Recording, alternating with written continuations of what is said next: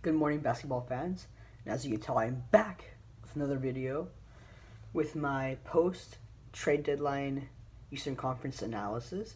We're talking about the four best teams and all the moves they made, starting with the biggest trade, in my opinion, which is the Philadelphia 76ers trade. I already talked about that a bit, but I'll be going through their roster and giving my thoughts on their changes, what chances they have, how much I like them, what chances I give them to get out of the East and all that.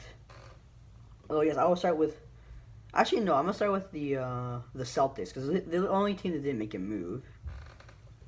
And for me, Boston easily has the most talent. They're probably the deepest team. Obviously, their starting lineup of Kyrie, Marcus Smart, is it Marcus? So I got the roster: Marcus Morris, Al Horford, and Jason Tatum. So obviously a pretty good starting lineup. Morris is a hell of a player. Marcus Smart is there for defense, and he can give you a bit of three-point shooting. He's not the best shooter, but I've seen him hit a couple here and there. And it provides a nice balance to the starting lineup. And they're finally starting to find their groove. I think they're fourth. No, I think there might be third in the East right now, which is hella good.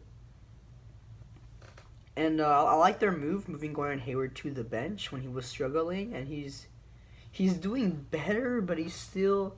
I feel like they're still hoping for more. I think they're hoping for the All-Star to come back for the playoffs. I'm not sure that is reasonable considering how his season has gone, how he has struggled.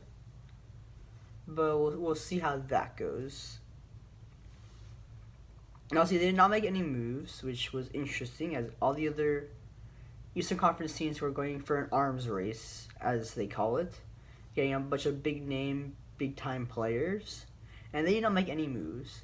Honestly, I'm okay with that. Their chemistry is still not great, as we saw at the beginning of the season, and they're trending upward. I think maybe you can go someone in the buyout market to add to their team, but I think keeping the same team intact with all that talent is a good move. I do agree with that. Obviously, I mean, as you know, they have a hell of a team. See, on the bench, they're rolling with Aaron Baines, Jaylen Brown, Hayward, Ujale is a nice player, Terry Rozier, Daniel Theis is not bad, Robert Williams, the rookie, has been giving them some decent minutes, I hear. So, Boston is sneaky. I think if they are able to stay healthy, which is a big if, knowing Gordon Hayward's not recent, but his big injury, and obviously Kyrie Irving's injury history. We know he's injury prone. He's managed to stay healthy for most of the part of this season, but we shall see how that goes. And Boston, I feel like it depends for them, because I do trust Kyrie in the clutch in the playoffs. I think, in my opinion, he's the clutchest player in the NBA. And, I don't know, they're starting to figure out that chemistry. Their defense is solid. They have nice athleticism, good playmakers. They shoot the three very well. Their offense is getting more potent and up on the pecking order, where it's like from Kyrie to Tatum and Horford, all those guys. So Boston, I give them a solid shot to get out of the East, to get to the Eastern Conference Finals and into the NBA Finals. But it will be tough. It will be tough, especially probably not having home court advantage in the Eastern Conference Finals if they are able to get there. And so my next team, which I was going to start with, is the Philadelphia 76ers. Now, Philly, we know the big move to excuse me, Tobias Harris added to the starting lineup. Hell of a move. That's a good move for them. I believe. But the big thing for me was that after they made that move, I thought, okay, but it doesn't really help your bench. Your starting lineup was already solid, and of course you add to it with Tobias, but your bench still isn't great. And they made some very nice moves to shore up that bench. They picked up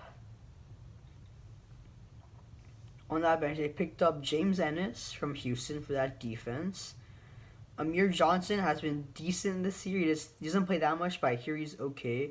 Korkmaz is having a decent season. Picked up Boban, and obviously I heard I don't remember who, but I heard someone saying that this gives them very good offensive production from their center position with Embiid and Boban.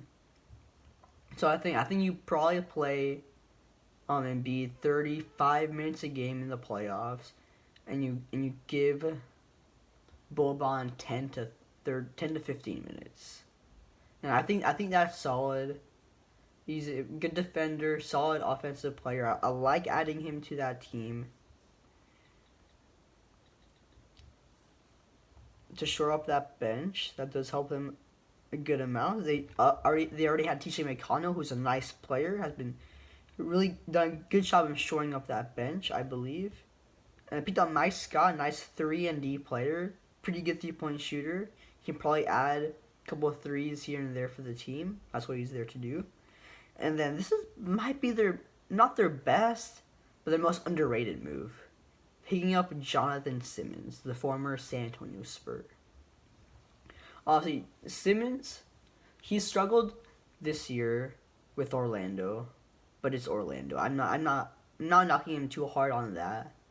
Moving to an organization who already has one of his former teammates in Boban. He gets to go with a former Spurs assistant, a former Spurs guy in Brett Brown. He's there for defense.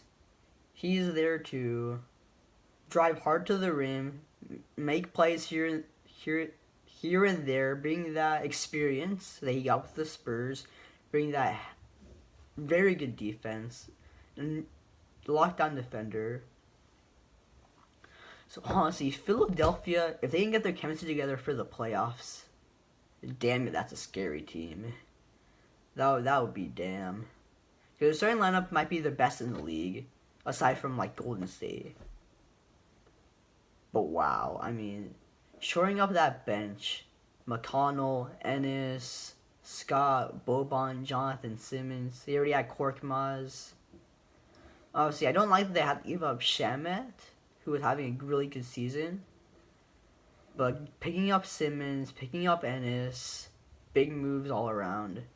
And I saw their game yesterday against the Nuggets. They played very well, played well down the stretch of the game. I think Embiid seems a little hampered by his back injury. I would give him a little rest soon, hopefully, and especially with the All-Star weekend. I mean, he is playing there, but I mean, it's the All-Star weekend, so it shouldn't be too bad. And so, I mean, if he can get that thing together, they get their chemistry together, if they can figure out the pecking order for the playoffs, because really, it's Embiid's team. He's their best player, easily. Simmons is there to play make. Tobias is there to bring some added scoring, some added 3-point shooting. And then Jimmy Butler is their closer. He and Harris can make plays down the stretch. I don't trust Ben and Embiid as much down the stretch of the game in the clutch. I've seen them do some terrible things against Celtics and all that. But I trust Butler. I trust Harris. JJ Redick's a nice player. He can hit that 3. He can explode for 34 points like last night. So I think if they can get that together and maybe get home court advantage, 3rd or 4th, that could help them a good deal. And then I'll not be talking about second best move, I believe, from the Toronto Raptors. So the Raptors, as you know, picked up Marc Gasol for Jonas Valanciunas, CJ Miles, Delon Wright, and a pick. Well, I don't remember how many picks or whatever, but they did get a couple picks in there for Mr. Marc Gasol. Now, Gasol isn't what he used to be, obviously. He's not the defensive player of the year anymore. He's not really that star. He's not that number 1, number 2 guy anymore. He's the number 3 guy on the team. And Siakam's on the come up. He might come up with a bench. But I don't care who's your starting lineup is. your finishing lineup will be insane. How you end games is insane. You're rolling with Kyle Lowry, All-Star, Danny Green, 3-and-D specialist, Kawhi Leonard, we know what he can do, and probably Pascal Siakam, who's on the rise, and Marc Gasol at your center position. Damn, that is also incredibly scary for anyone out east. I mean, they're second in the East right now. Kawhi's been banged up, but for me, what I was thinking when they made this Gasol trade, how this helps him the most, is that Kyle Lowry's up and down. He's a bit inconsistent. He's averaging like 15 a game, I believe, 14. He's not putting up that many points. He's been their facilitator. So he's up and down. When you need him the most, he's erratic. You don't know what he's going to do, really. And then Kawhi, I'm not sure you can trust him, really. He's a big-time player, but he's injury-prone. In the biggest moments, I don't know if I can trust him to be there. If he's on the floor and making plays, incredible. He's top 3 in the NBA, I believe. But I'm not sure if I trust him to be there when you need him the most. We saw him be out. Obviously, you know what happened with Zaza, but he missed those 2 Houston games. Well, I mean, he missed the overtime of Game 5 and Game 6 against the Rockets and missed that Golden State series. And he's obviously, you know what happened last season, and he's been up and down this season. He's been resting a lot. He has a sore knee right now. I'm not sure what that means, but in the biggest moments, I'm not sure I can trust him or Lowry, really. And then Siakam is young, a bit inexperienced. He did get some nice playing time last year against Cleveland and all that, but still a relatively young player. But Gasol shores everything up. I trust him with my life down the stretch of the game. I've seen him hit game winners against my Spurs, send games to overtime. He's a playmaker. When you need him, he will make that play. He's averaging 15, maybe 16 points per game right now. So he's not that guy anymore. But he's still a hell of a player. That was a big move. Right now, I'll look at their bench real quick. They didn't make any real moves there, but they gave up some other bench players. They still have OG Anunoby, who I love, having a bit of a down season. I haven't heard too much from him, but he's still a pretty good player. Very young. They got Ibaka. I think Ibaka might start. I'm not sure where they're going with this, if Gasol or Ibaka will start. But he's having a very nice season, shooting that 3, getting that defense. Patrick McCaw, he hasn't played much, but I mean, he has some nice experience with Golden State, and I don't know, maybe if there's an injury, he can play. He can give you a little bit. And some nice depth there. Norman Powell, I haven't heard too much from him, but I think he's probably a solid player, get some nice minutes. And Fred VanVleet, who I love. So, I mean, their bench is solid. They can stay healthy with Lowry and Kawhi in the playoffs. They can do some big things. They have a serious shot at the finals with this move. Before this, I was like, it's Milwaukee, and then Philly made that move. I'm like, I don't know where it's going to go with this. But getting Gasol is huge. I think they will remain the second best team in the East, and anything can happen in the playoffs. But for Milwaukee, I'll talk about them now. They did not make the biggest move or anything like that, but it was a hell of a move. Pretty much giving up Thon Maker, who didn't want to be there, and Jason, some scrub, really. No offense, but he's not. Yeah, he's a scrub. And a pick, I believe, to get Nikola Mirotic. And I was a bit angry because I wanted my Spurs to get him because he's a damn good player. He's a bit streaky, but we've seen what he can do. He's a big part of the Pelicans' nice playoff run last year. He can shoot that 3. He's a solid defender, smart guy. He's the kind of guy who I saw this on a video too, but he's the kind of guy who can win you a playoff game. He can just explode for 30 points on any given night. He is a baller. I love that move. Giving up essentially Maker, who didn't want to be there and who didn't play, and a pick. But looking at their roster, look, the thing about the Bucks, they're not the deepest team. They're not. They have, not the deep. They're not the most star-studded team, but they may be the deepest team. Because looking at their starting lineup, it's hellacious. Obviously, you got Giannis, who we know what he can do, and Middleton, and those are their two stars, really. With Middleton having an All-Star caliber season, he's in the All-Star game. Very nice season. We know what Giannis can do. Probably the leading candidate for MVP. It's him or Harden right now. I'd personally go with Harden, but we'll see how it goes. It's trippy. It's close. But damn, they're starting like hellacious. Just their defense, their 3-point shooting. They could have done this last year, really. Coach Bud is a hell of a coach. He's a really good coach. Coming from that Spurs brass, along with Brett Brown, hell of a coach. I think he won Coach of the Year a couple of years ago with Atlanta, but I'm not sure about that. But he's a hell of a coach. I respect him a great deal. In my opinion, he's the Coach of the Year easily. But yeah, looking at the starting lineup, they have Eric Bledsoe, very nice player, nice experience, very good starting point guard. Malcolm Brogdon, who was actually Rookie of the Year, which shocked me. But he's having a very good season. And they got Giannis, Middleton, and Brook Lopez at their center position. Now, Lopez, he started off very well in the season. I haven't heard too much from him as of late. But so he's still the starting center, can shoot that three. And I've seen what he can do. He had some nice all-star caliber seasons in Brooklyn. A bit older now. I'll check his age real quick. He is 30 now. But he's still in the prime of his career. Clearly not as good as he used to be, but still solid. Still can be a starter on a championship caliber team, as we are seeing this year with the Bucks. Just a really good, really deep lineup, man. And then coming off their bench, they have Pat Connaughton, who's having a solid season.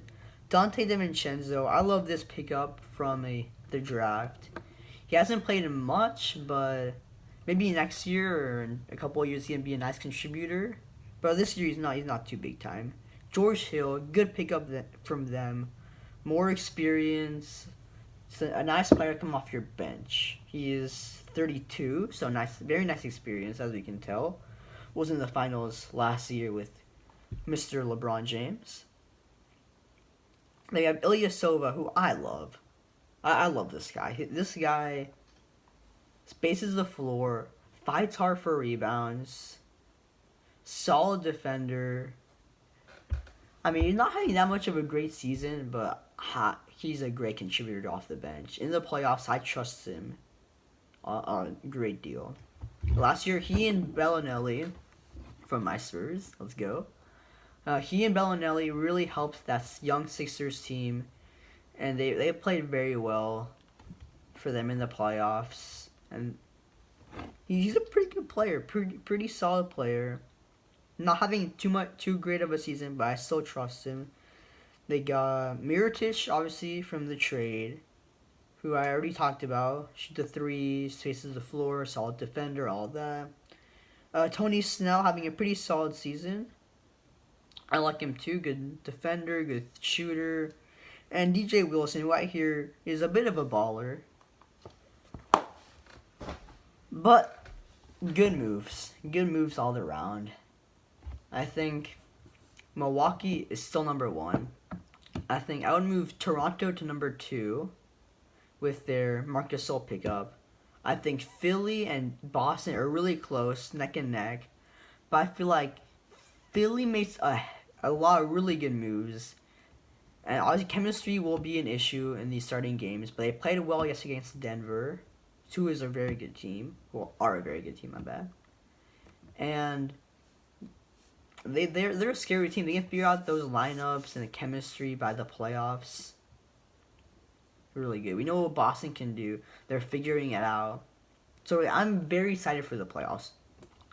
There will be 3 really good series. Is from the Eastern Conference team. Because the conference semifinals and the conference finals will be incredible. Those will be very good series. Now, my sleeper pick, who might be able to make some damage, are the Brooklyn Nets. I'm not sure what they can really do in the playoffs. Still a young team. D'Angelo Russell is an all-star. Caris LeVert might actually be their best player. He's got injured early in the season, averaging 18 points per game before he went out. He just came back yesterday or 2 days ago, I believe, but he is back. He's a big-time player. Bad injury, but we'll see what he can do. He's come back earlier than I thought. I thought he'd come back after All-Star break, but before is nice pickup there. And they're my sleeper pick. I'm not sure if they can do anything, but they can put up a nice series against let's say Boston or Philly, or even Toronto. I would not be surprised. They already beat them once. But yes, in the power rankings, I have Milwaukee, Toronto. I'm going Boston right now because they have more chemistry as of right now. But Philly, look out, they're neck and neck. So thank you for watching. Subscribe to the channel, and give me your comments below in the comment section. Your thoughts, your picks, your predictions, whatever you got.